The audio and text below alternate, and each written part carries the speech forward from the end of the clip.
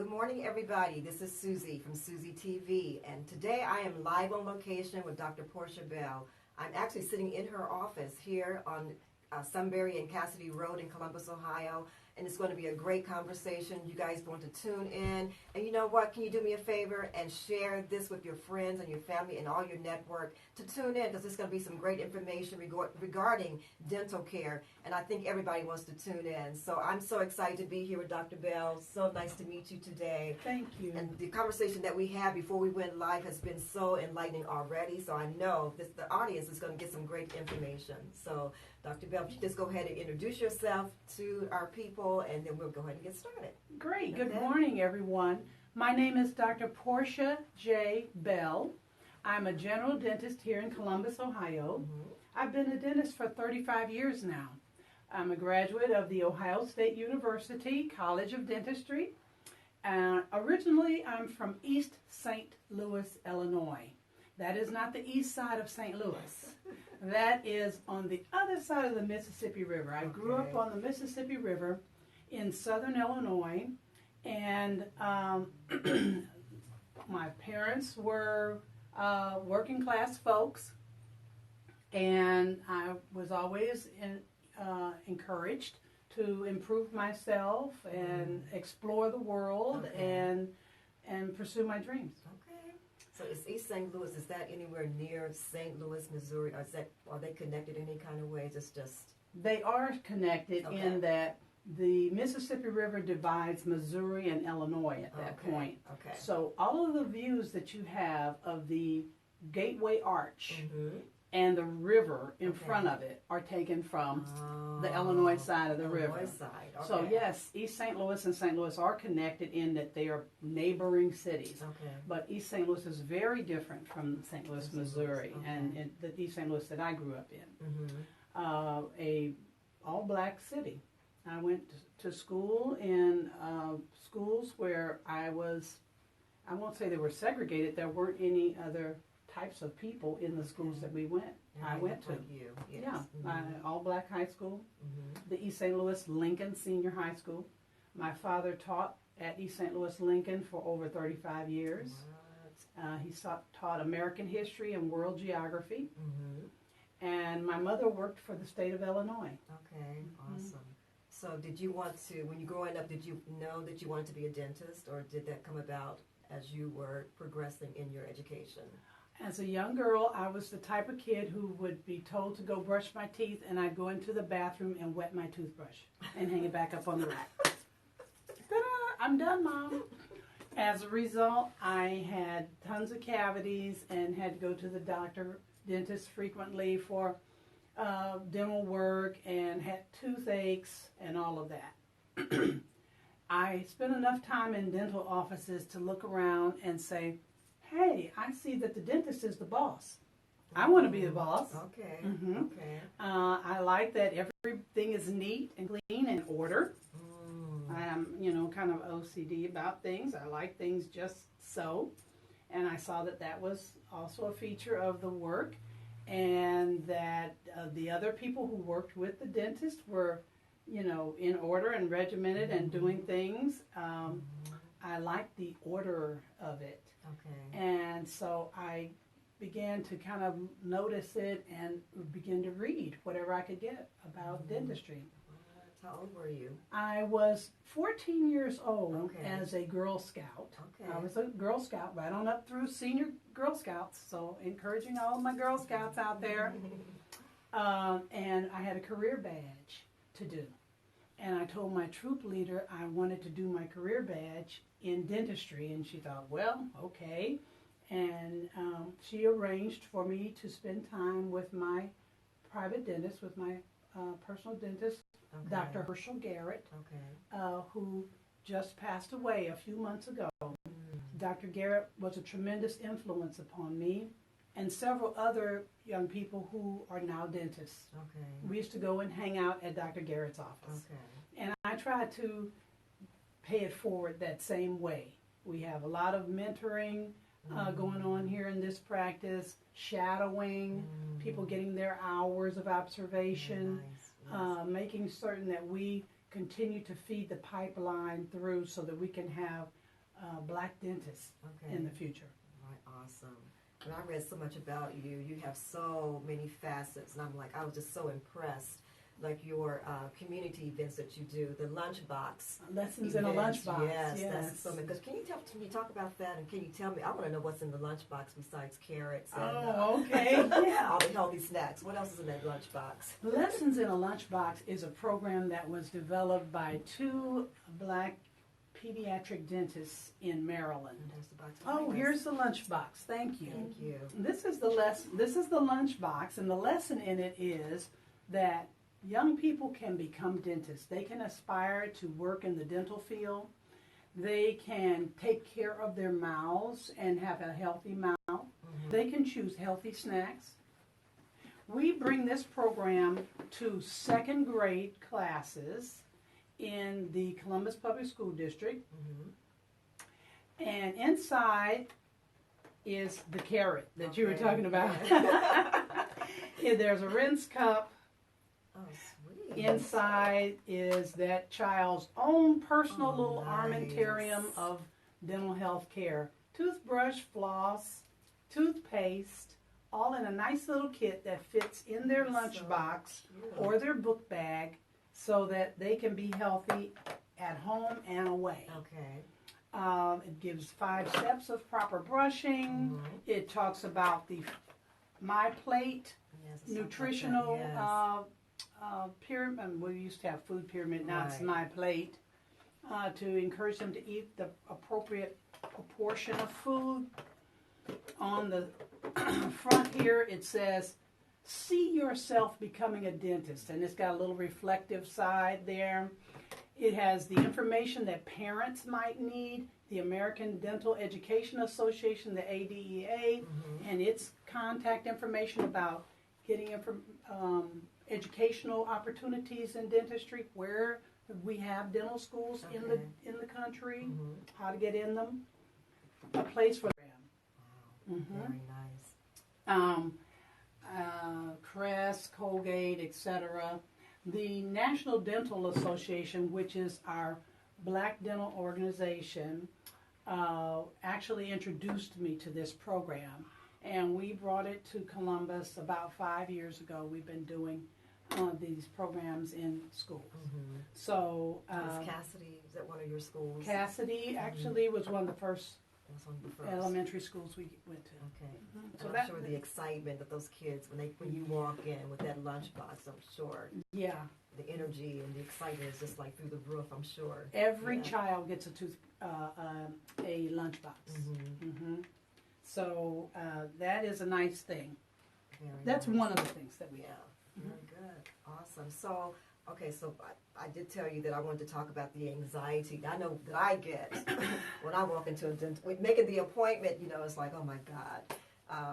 So I have a small mouth, and then the x-rays that they give, it's just so to me it's painful putting those x-rays in. Yeah. So there's the anxiety, not just for children, but adults as well. Oh, sure. So what do you do for somebody like me who gets all worked up about going to the dentist? Well, first of all, we try to provide a warm and inviting environment.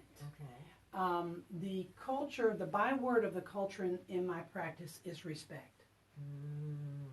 Okay. Respect for our patients at every stage of life, mm-hmm. and respect for each other.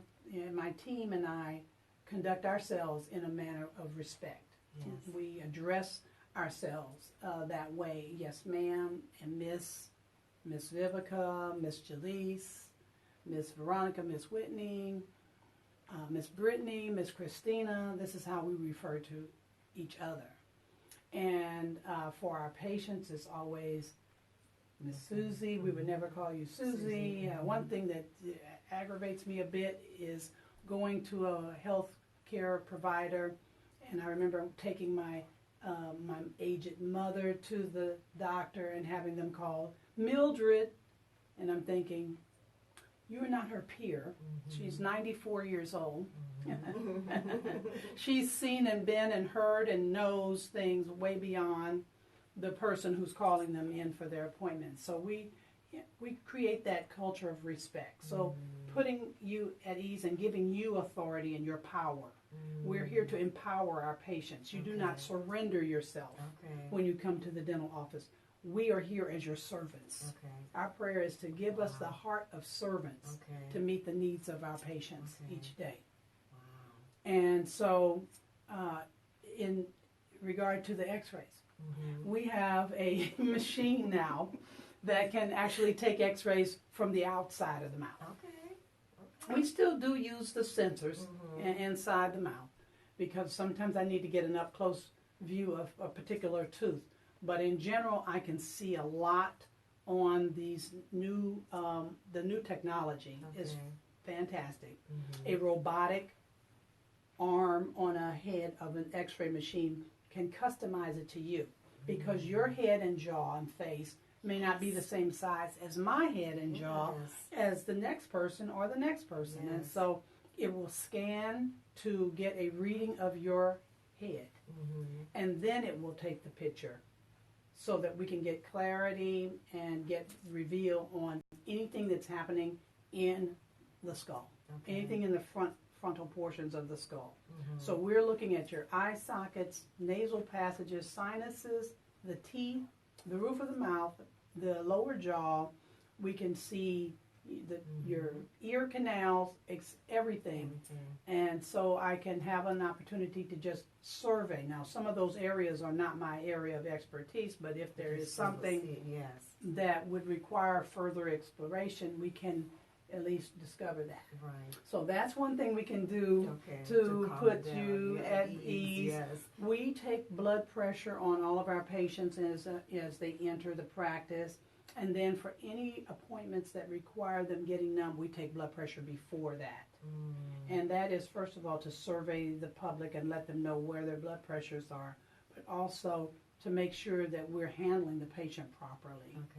Because some people's pressures are up just as a result of them walking in our door. Yes, exactly. So. And we don't want to do anything to tip that balance. Okay. Now talk about the sedations. Do you have other different levels of sedation that you do? I do not put anyone to sleep in this office. No. And we do provide nitrous oxide, which is laughing gas. It gives you a very relaxed feel. Allows you to be conscious, still empowered, but in a state of calm. Yes, nice. And so we do that, and I do some anxiolysis, which is involving some medications that are pills to take the night before and the morning of an appointment for those persons who really, really need a heavier level of sedation to be able to have procedures performed. And that requires that someone would bring you to and from the appointment. Awesome. Yes. So, ooh, this is so good already. Any comments, questions?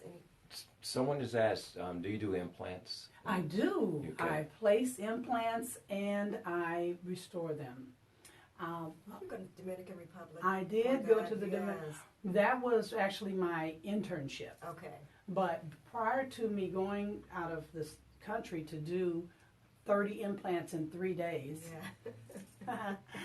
I took a series of coursework every month, going for 6 months down to Florida and learning some hands-on skills, getting all the background and basis for implants, trained by a very fine instructor, Dr. Arun Garg, out of the University of Miami, excuse me, and then a confidence builder, thank you, of a program, if ever there was one, because you've got to know where you're placing those implants. And so then the internship was to travel to the Dominican Republic and place implants kind of as a charity mission kind of outreach. And we put implants in day and night. People were lined up at the building waiting for us to come in the morning. And we had instructors. We were paired with other doctors from all over the world And it was really great. It was a wonderful experience. As a result, I have my fellowship in the International Dental Implant Association. Nice. And that's an organization that I belong to. Very good. All right, so let's just talk about I know you like flossing. That's part of just the daily things that we're supposed to do, right? That's correct. And I know my dentist said years ago when I asked, how do you floss, and do I floss every day? And he's like, you floss the teeth that you want to keep. That's a good one. If you don't want to keep those teeth, then don't floss. Yeah. Okay, so that's always been a great practice for me. That sticks in my mind every time I think about flossing. If I want to keep my teeth, I need to floss. So, yes. And flossing can actually diminish the aging of your body. You know, they've done that. That's one of the criteria of how old are you physically. Okay. Is, do you floss on a daily basis? Flossing cleans where your toothbrush can't reach. Your toothbrush is going to clean the outside, both the front and back. Don't forget the inside of your teeth. What a toothbrush can't do is clean between the teeth. That's what floss does. It is your little wash rag. Even though commercials say the toothbrush can get in between, it's not getting between. It's not really, no. Okay. It's not cleaning in those fine areas. The bristle of your toothbrush can't fit truly between the teeth. It can get at the gum line, and that's important. It's very important to brush not only the tooth, but the gum around the tooth as well. Yes. And like your dentist said, you don't have to floss all your teeth. Only the ones you want to keep. That sticks in the back of my mind every time I think about flossing. It's like, yes, I want to keep my teeth, so let me go get my flossing done. Yes. Absolutely, yes. Because bleeding, if we see bleeding in the gum tissue, it represents inflammation. It's actually a breakdown of the tissue. All human tissue has a level of integrity. If we think of our gums like we would think of our nose or our eyeballs, we can take a tissue and clean the inside of our nose, even though that tissue is very delicate in there. We can clean it and it won't bleed. Or if we just clean our noses or blow our noses and our nose began to bleed, we would say something's wrong. Yes, if our eyes were itching and we took our eyeball and really rubbed, sometimes we really get going on our eyeball. As delicate as that eyeball is, it has integrity. We can manipulate it and it won't bleed. Right. When we wash our hands, if we washed our hands and our hands bled, we would go running. Somebody help. Right. But we tolerate bleeding in our gums and our tissues because I think you can close your lips around it and, nobody knows and we forget about it. But what our body is saying is this tissue is not firm. It does not have proper integrity. Now, is that a beginning sign of like gum disease or gingivitis, or that's a beginning sign? Bleeding gums are what we call gingivitis. And when that is left unchecked, the bacteria move from the gum into the bone. That's what we call periodontal disease, or the old folks used to call it pyorrhea of the gums. Might be familiar with that term. That is when the bone that holds the roots of your teeth is infected. This will create a fetid odor, and we all have experienced being in conversation or being in the presence of someone whose mouth has an odor that travels. Yes. I'm not talking about odors associated with you eating a good old plate of garlicky spaghetti or something. Yes.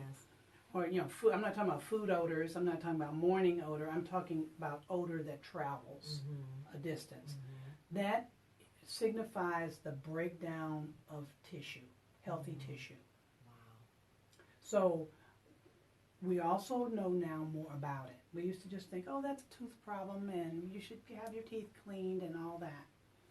Well, we know now that the breakdown of the structures, the foundation of this jawbone, represents an infection of the body. The bacteria get into the bloodstream from the gums and travel. The bacteria that cause gum disease have been found on plaques in people's hearts.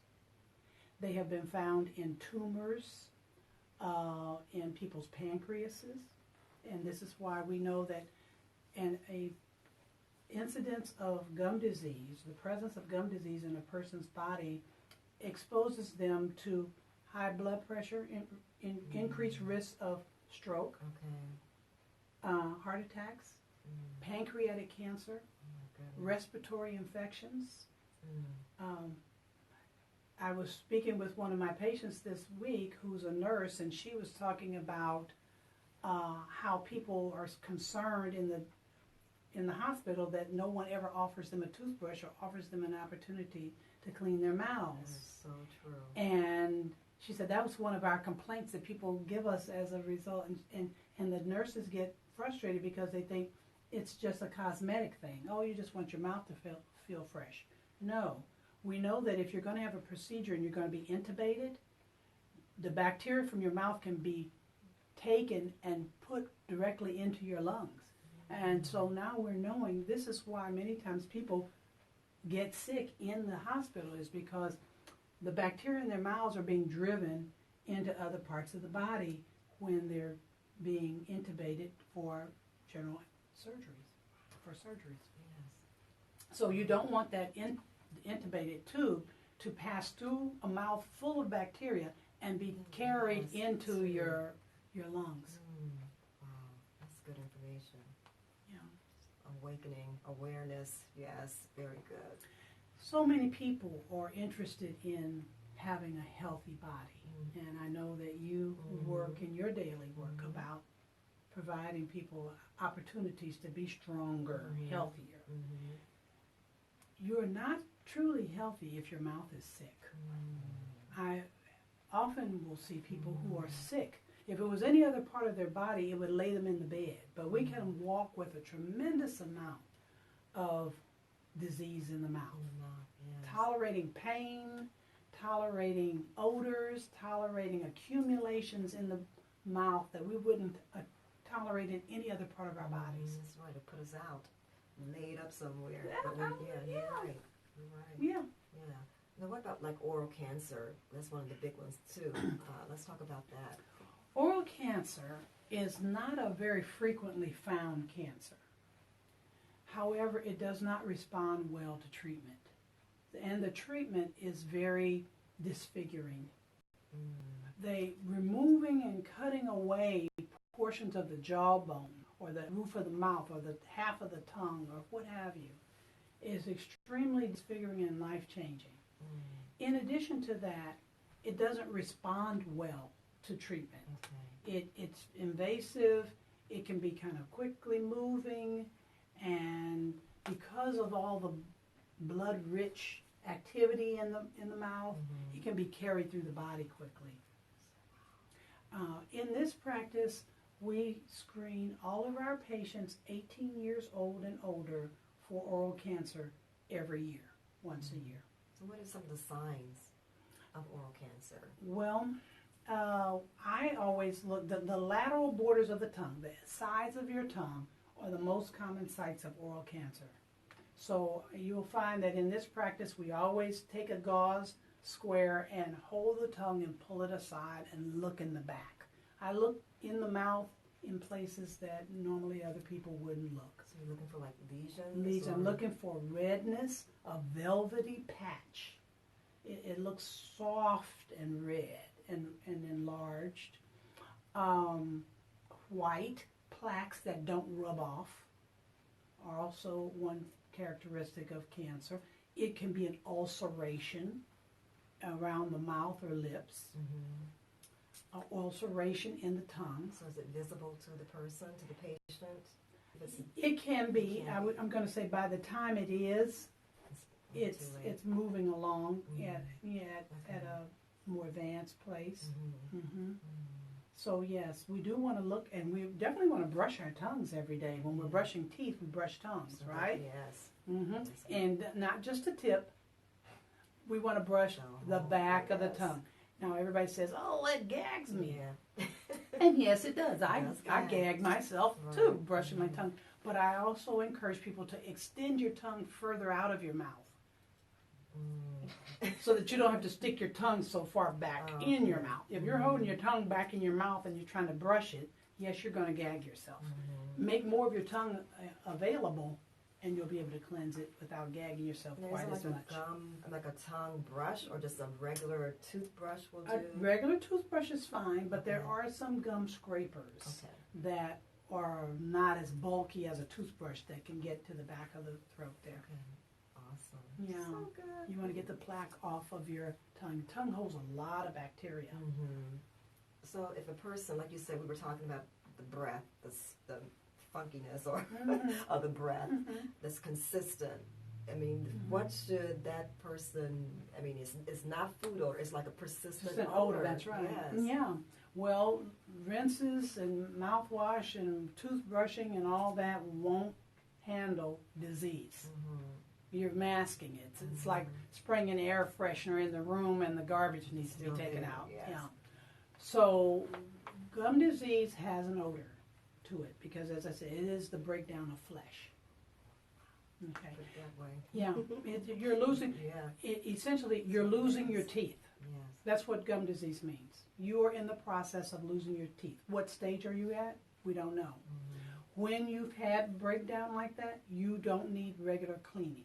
I always say people can get their teeth cleaned every 6 months, twice a year, for 20 years and still lose their teeth, still end up in a denture. Because if gum disease is not being dealt with, you are not being cared for properly. Cleanings, people will often call our office, and that's just, we understand that that's how people understand dentistry. I want to have my teeth cleaned. But our response is always, what kind of cleaning do you need? And who diagnosed that? I always get a regular cleaning. Yeah, that's what you give yourself. But have you been properly evaluated? Have you had the bone levels around the top roots of your teeth measured so that we know whether there's bone loss or not? Because if there's bone loss, you don't need regular cleanings anymore. You need treatment for gum disease. And you need to be stabilized and kept stable over a period of time. Right. Gum disease behaves very much like cancer. It can go into remission. It can flare up. You can have periods of bone loss. That's when we see the bleeding. When your gum tissue is bleedy, you're losing bone. And getting ready to start losing your teeth. Yeah, at that the point, bone. too. If my fist were the tooth and my arm were the root, your gum and bone should be up around the neck of that tooth like a turtleneck sweater. Up there. Okay. Yes. Nice and high. When we measure, like we do in the office, and we use our little gum ruler, and we take a measurement at this corner, in the middle, and the other corner under the gum, if my sleeve would stay up, we shouldn't be able to go any more than 1 to 3 millimeters down the side of your tooth. If we're at 4, 5, 6, 7, that means the bone is not there to stop us. Okay, if we measure and come out and blood follows, we know you're bleeding from this inner lining of your gums. If we could turn your gums inside out, we would see where the wounds are. But because you're out here and this outside, you've brushed and it looks like it's okay, makes you think you're all good. But in all actuality, this disease is moving forward. If I could change anything about gum disease, I would make it hurt like heck. Because it doesn't hurt, people think they're good, they're fine. And what do you mean I need gum disease treatment? Or people may call it deep cleaning. Deep cleaning, going deep around the necks of the teeth. A regular cleaning cleans the top of the tooth that we can see, front, back, and side. Deep cleaning goes into those places where the bone is missing down the side of the tooth and cleans those areas also. Essentially cleaning the root of the teeth. The bone that the roots of our teeth sit in are like the marrow of a bone. You know how Grandpa and Uncle and them used to break open the bones and eat the marrow? Well, our jaw bones have a hard outside and an inside that's like that marrow.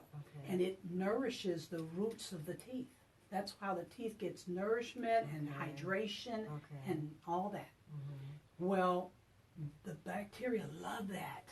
They love that nutrient-rich bone, and that's what they feed on.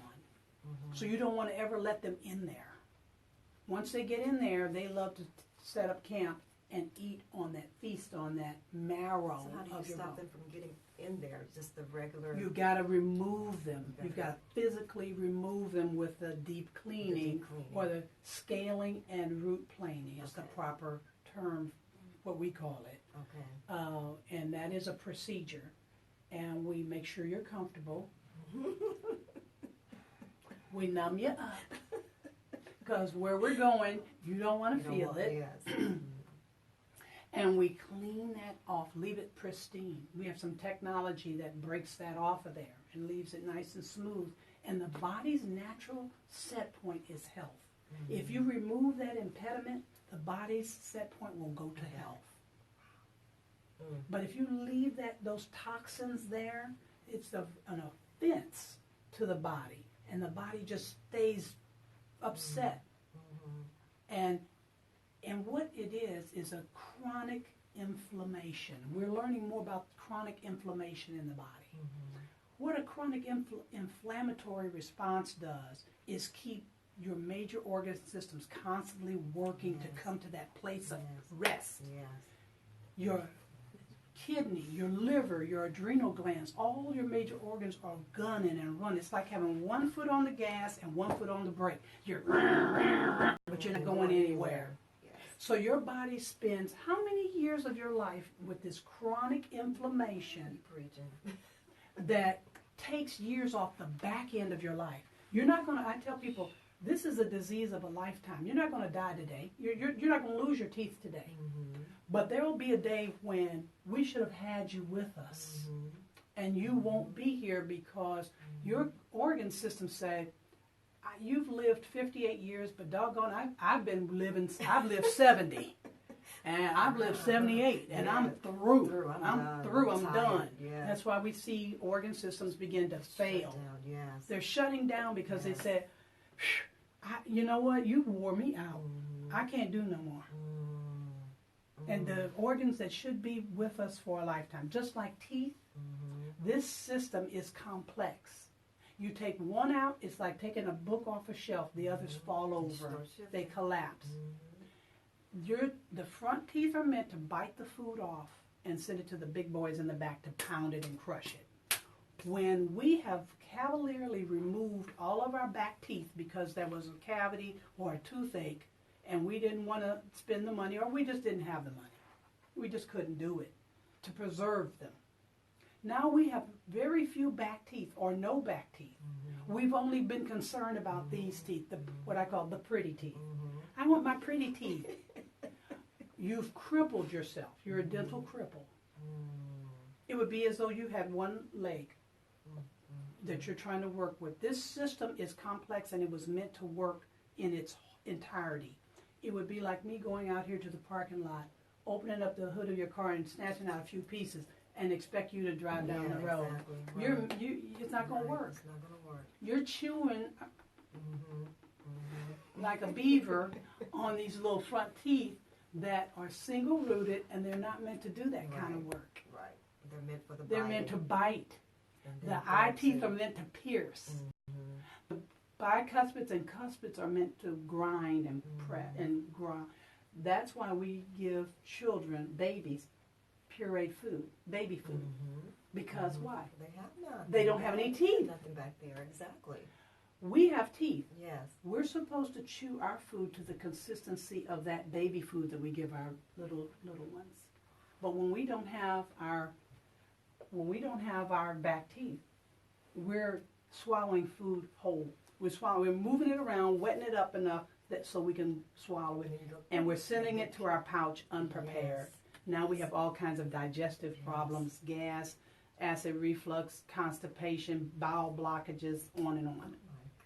Got about 5 questions. I didn't mean to disrupt you. Dang, I just have to got information for. There were some back questions. If you can give us your opinion on what types of mouthwashes. There's so many on the market now. Listerine, Scobus, beginning, but now they got everything else and it just tastes like candy now. But anyways, your opinion on mouthwashes and what are some of the best types? Well, the Listerine brand has a lot of beautiful essential oils in it, but they're suspended in alcohol. That's how they keep it from all dropping out onto the bottom of the bottle. Alcohol dries the tissue, so it kind of defeats the purpose. You know, I think the more things that the mouthwash purports to do, the more I run away from it. I like simplicity. So you want something antiseptic. True enough, you want, and what an antiseptic mouthwash is like Listerine or Cepacol or Colgate and Crest Procter spraying it, and you kill some of them, but you didn't get all of them.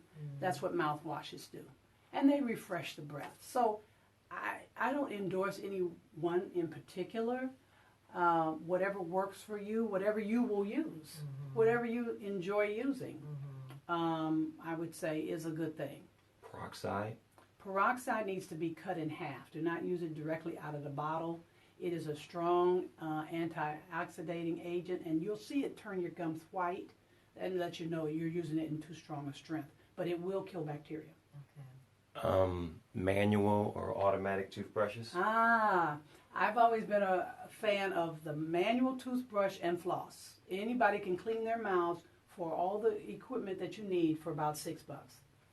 But I recently have begun to use a rechargeable toothbrush, and I like that Oral-B toothbrush because I am cleaning one tooth at a time. I do feel like my teeth are cleaner. It does not eliminate flossing. You still need to floss.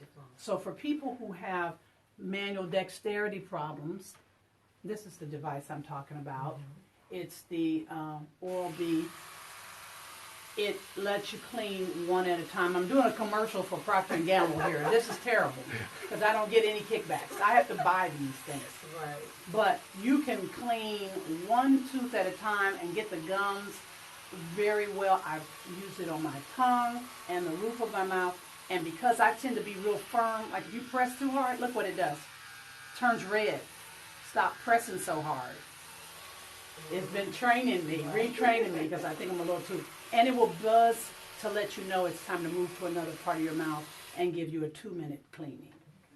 So that's what I'm recommending right now, and that's the Procter & Gamble Oral-B. We have them here at the office for sale. They have a $20 rebate on them. Someone asked, what is your opinion on having wisdom teeth removed? Oh, if they're not in and functioning, you want them out. Simply because people live longer today, and we're seeing more senior citizens needing to have their wisdom teeth out because they weren't taken out when they were 22. And now the roots have formed, the bone has formed around them, and we're trying to get them out. And it's tough. So a lot of times the philosophy had been in dentistry, if they're not bothering you, just leave them alone. But we've had a patient, 92 years old, come in and needs to have his wisdom teeth out. Now, this is not a good place to be when you're 92. And because of his age, we are not able to do anything for him. So we don't want you to be that age or even 58 trying to have your wisdom teeth out. More complications at that time. If they're not going to be able to come in straight and be functional, in other words, hit with their hitting partner above. Say if it's a bottom wisdom tooth, there should be a top wisdom tooth, and the two should chew. If they're not chewing and they're not completely clear and through the gum, if they're halfway in and halfway out, they need to be removed sooner than later so that you can heal and get past it, and that way it can be a part of your past and not a part of your future. Because out in your future, you can't control it. You can get control of it now. So I would say be impacted. Yeah, be at cause. Yes. Don't be a response to the event. That's very good. That's good info. Oral health, is it directly related to tonsillitis? Tonsillitis. Tonsillitis. Tonsillitis, no, I don't believe it is. Tonsillitis is more of an immune problem there. These glands, your tonsils, you have tonsils here in the back of your throat. You have tonsils behind your nose, too. They're called your adenoid glands. They're just a tonsil at a higher level. They are immune centers. Of course, so much bacteria is cycling through the mouth and through the airway because the air is coming in and coming past the tonsils and whatnot. And the body uses those centers to fight bacteria when there's an attack on the body. So when the tonsils are always swollen, a person is really trying their best to fight, it's an indication that they're being exposed to a lot of stuff and their bodies are really in a fight to defend it often. And I would say strengthen the immune system and do whatever your ENT, your ear, nose, and throat doctor says about those tonsils. So it's not necessarily anything to do with... Not necessarily with the teeth, although it doesn't, it certainly is important to keep the mouth clean if you're having frequent tonsil attacks. Okay. Well, what about like frequent sore throats? Is that like that all that bacteria? Yeah, and so that's another time you can use that antiseptic mouthwash to, gargle your throat. You might even swallow a little bit of it. That won't kill you, but it needs to go further than your mouth. It needs to go to that entrance of the throat and try to disinfect that area. Like I said, it's sort of like bug spray. Kill some bacteria, knock some down. Okay, very good. And I know you and your team, too, you guys always stay abreast of what's new. You always get, recertifying. Oh, we are. Yes. We stay on top of our certifications. Yes. We're continuing it all the time. We have lunch and learns here in the office. We go to coursework outside the office. I travel to go to coursework. We try to keep up on the technology. Sometimes it's expensive, but I try to make a judicious decision about what technology would actually enhance the treatment for our patients and make those selections. And so, yeah, we try to stay up to date on things. I see that. That's awesome. Let's talk about Invisalign because I'm thinking about it. Yeah, I'm thinking about. I'm like, am I too old? Never. We've got patients 70+ years old doing Invisalign because they've said, all my life I wanted my teeth straight, or my teeth were straight all my life, and now they're getting crooked. And Invisalign is a very discreet way to move your teeth without having bands, brackets, and wires on your teeth. Okay.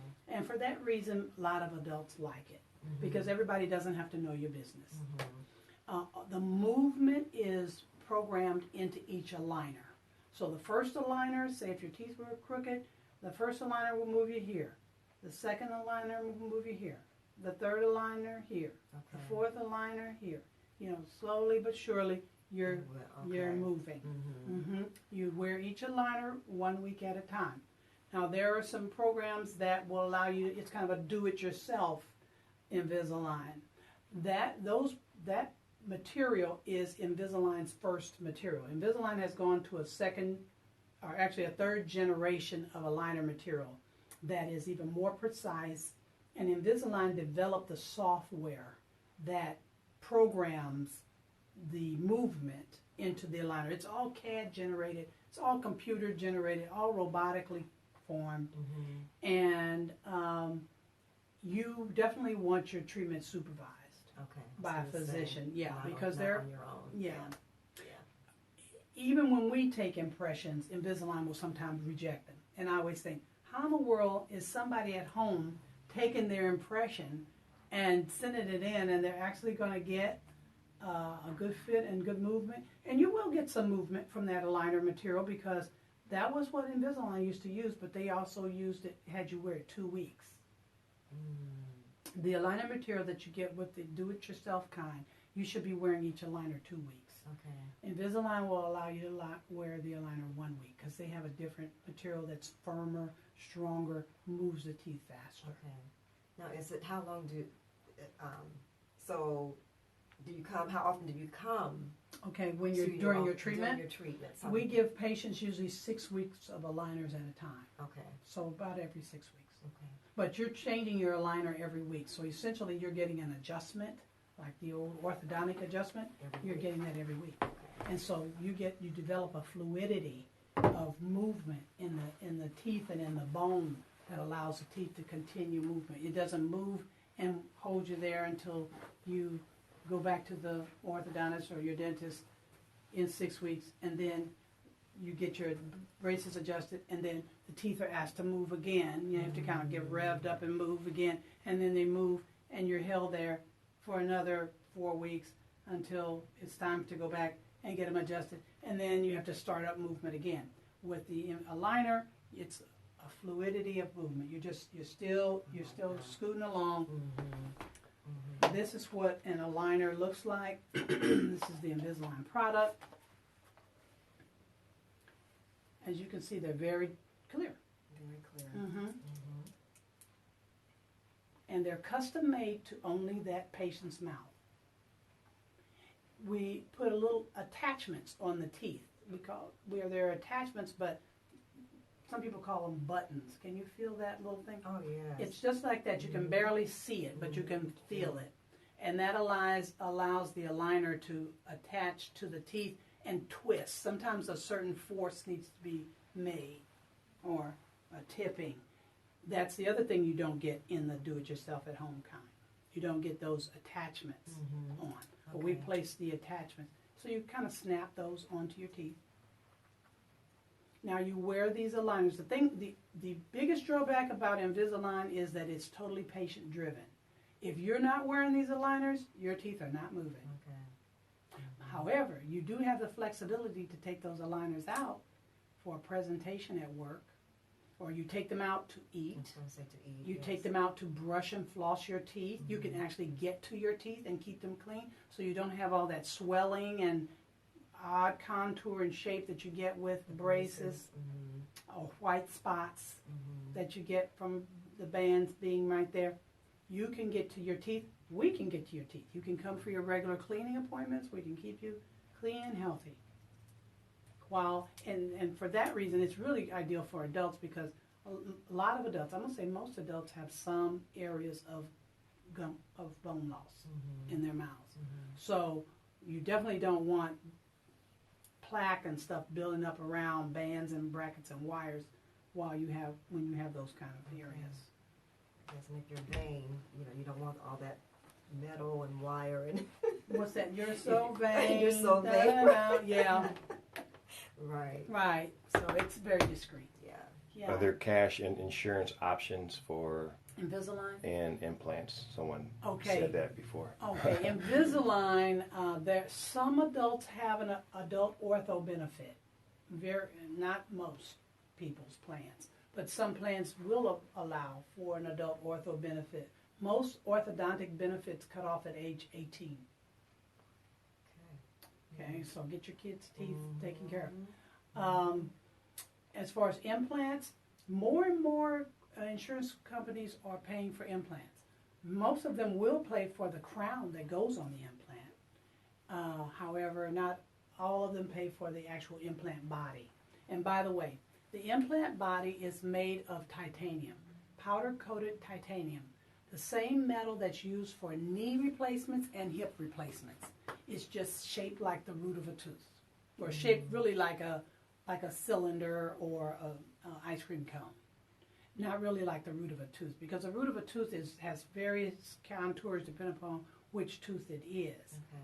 And so for that reason, I do tell patients who are getting implants, we're going to have that implant, we're going to put a connector on it and a crown on it, and right at the gum line, it may collect food. You do have to be extra special to clean around there, because it doesn't have the contour of the root in the jawbone. It's just a cylinder. Any leakage in implants? Leakage. Like from the material that you use back into to the body? No, not any more than you would have, as I said, with your knee replacement, your hip replacement. It sits in the body. It's compatible with the body. The body will graft and grow bone around it and incorporate it. We usually give 90 days of healing to let that bone grow in there. I need the black case that has that implant. Someone asked about, and we'll come back to implants. We're about to get an example. Baking soda. Baking soda to brush your teeth. Brush your teeth with. Yeah. Is it too abrasive? The old folks used to use baking soda because we didn't have anything else. Baking soda and salt. Very abrasive, especially if you put salt in it, and high in sodium. So if you're trying to watch your sodium and you have hypertension, then baking soda is not the best tooth cleanser for you. But toothpaste is soap for your teeth. So whatever kind of soap you want to use on your teeth is okay. You don't have to, fluoride, non-fluoride, there's controversy there, whatever is your choice. But baking soda surely is economical, but you might find you're taking in more than your day's requirement of sodium that way. I wanted to show what an implant is. So I've got my little models here. I got my handy dandy model, and we break these out and show patients because people can understand when they can see. Yes. You know, some people are visual learners. If you have a situation where you have a missing tooth, the implant goes in the bone. There's a procedure that's done, relatively quick procedure. The implant procedure placement is just an hour appointment. And we place the implant there, and then some stitches are put over top of that implant. It's sitting in the gum. After 30 days of healing, we place a connector on that implant. We call it an abutment. That joins the implant, which is hollow on the inside, to the area above the gum. And then on that abutment, on that connector, a crown goes. Let me make sure there's a little groove here I have to line up with. A crown goes on that connector, and that is considered a completed case. So now you're chewing, you're brushing, you're flossing, just like you would before you lost your tooth. So implants are replacements for the roots of teeth. Another way to replace a missing tooth is a bridge. A bridge is two crowns, two or more crowns, hung together with the missing tooth between them. So it's all one piece. This does not come in and out. It requires, though, that you have a tooth on either space of the missing tooth. If you have a tooth and then no tooth out to the throat, we can't do that. Okay? But if you have two teeth, those teeth are shaped so that the crowns can be seated on them. And they're cemented on. They do not come in and out each day like a partial would. This is a bridge. This is called a fixed partial denture. A fixed partial denture versus a removable partial denture, which is the kind that comes out. So this is a fixed partial denture. It's cemented on, and the way that you clean it is with your floss threader passing through and under each day to clean beneath that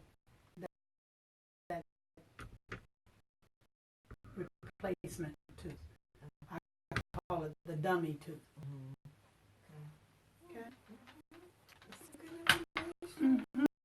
More questions, please. You're never going to get a professional like this to explain all this. I've been doing this my whole life, and this is amazing. Well, we do free consultations. So if you call our office, it's 471-1161. Call our office. We work on Mondays through Thursdays, and we can arrange for you to come in and get your questions answered. I'll come and spend a few minutes with you. Now, people come sometimes and say, what about this, and what about this, and what about this, and what about this? Well, that's when we know we want to have a comprehensive exam, and we want to just see what's going on. Right. But if you have a specific area and a question, we can. Or if you're having a problem area, we have what we call a look and see appointment or emergency appointment, and we can handle just that issue for you and let you know what's going on, how much it will cost to fix it. And I'm really big about disclosing my fees in advance of treatment.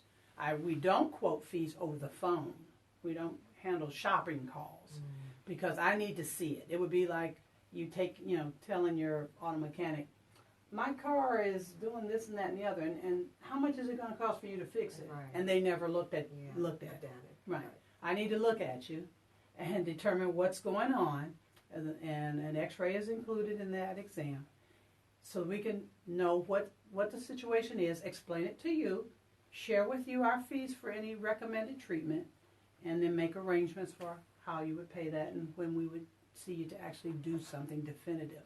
But I want to encourage everyone to find a place where you feel comfortable, find a place where you trust, because that's what it is. Yes. It's the fear is out of lack of trust. And I can't be everybody's dentist, and I don't pretend to be everyone's dentist or even care to be everyone's dentist.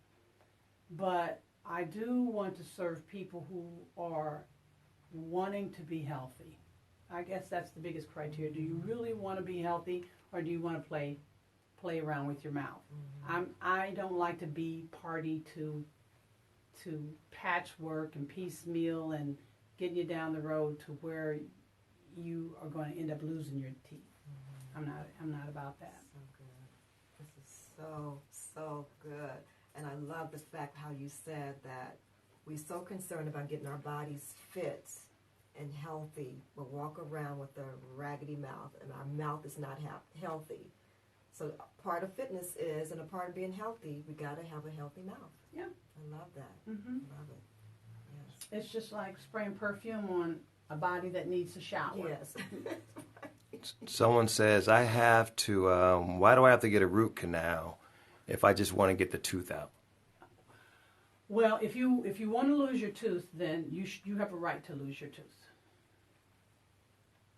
If you want to save your tooth, you need to have the nerve removed. If you've had a toothache, if the tooth is abscessed, then the tooth needs to be treated. Let me see if I have a model for that. I've got a model for everything. Okay, here's a tooth with a crack in it, or a bad cavity. Oh, I have a root canal model on the wall there, Miss Vivica, in operatory 2.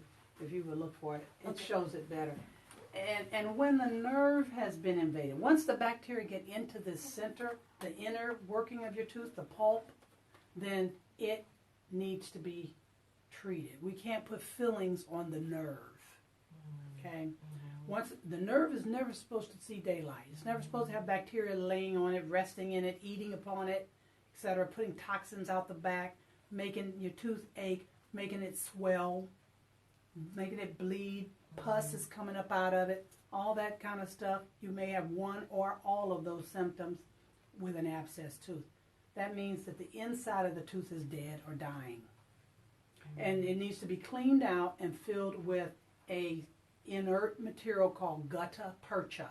It occurs in the rainforest. It's a latex kind of material. It's kind of rubbery, but it's biocompatible. It does not interact with the body at all. It's like putting a cork in a bottle. Stops the bacteria from coming into the tooth. And then the tooth will need to have a crown after a root canal. A back tooth will. So the alternative to that is removing the tooth. But when you remove the tooth, know that you need to have a plan about how you're going to replace it. Unless it's a wisdom tooth. But if you take a tooth out and you don't replace it, the tooth above it, if it was a top tooth, the tooth below it is going to come up.